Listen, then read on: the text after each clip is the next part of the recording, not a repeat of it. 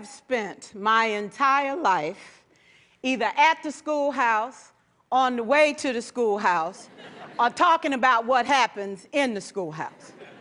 Both my parents were educators. My maternal grandparents were educators.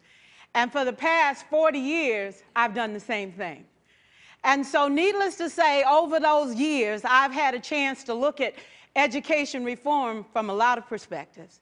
Some of those reforms have been good, some of them have been not so good. And we know why kids drop out. We know why kids don't learn. It's either poverty, low attendance, negative peer influences. We know why. But one of the things that we never discuss, or we rarely discuss, is the value and importance of human connection. Relationships. James Comer says that no significant learning can occur without a significant relationship. George Washington Carver says all learning is understanding relationships. Everyone in this room has been affected by a teacher or an adult. For years, I have watched people teach. I have looked at the best and I've looked at some of the worst. A colleague said to me one time, they don't pay me to like the kids.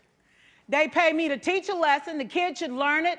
I should teach it. They should learn it. Case closed. Well, I said to her, you know, kids don't learn from people they don't like.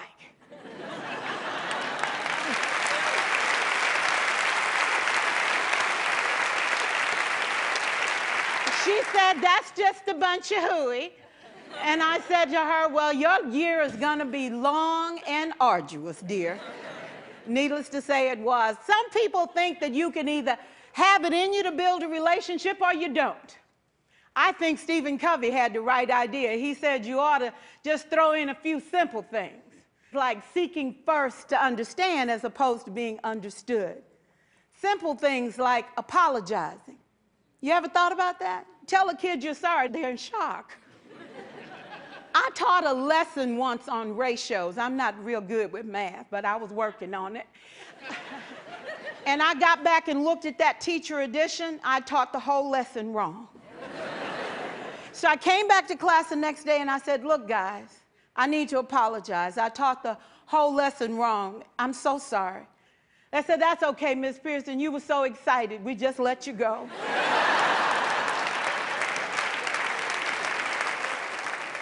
I have had classes that were so low, so academically deficient that I cried.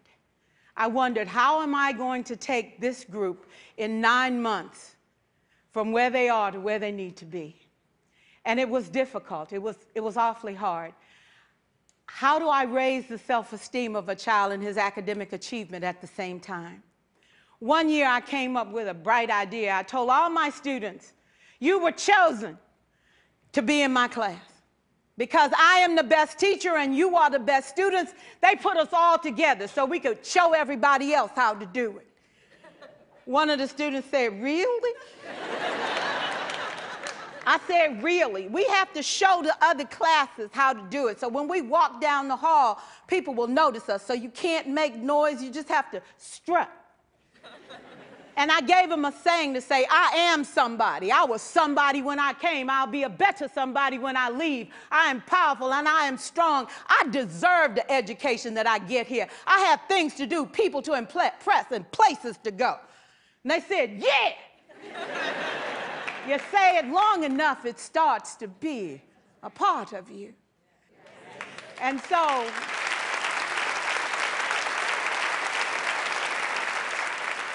I gave a quiz, 20 questions. Student missed 18. I put a +2 on this paper and a big smiley face. He said, Miss Pearson, is this an F? I said, yes. He said, then why'd you put a smiley face? I said, because you on the roll. You got 2 right, you didn't miss them all. I said, and when we review this, won't you do better? He said, yes, ma'am, I can do better. You see, -18 sucks all the life out of you. +2 said, I ain't all bad.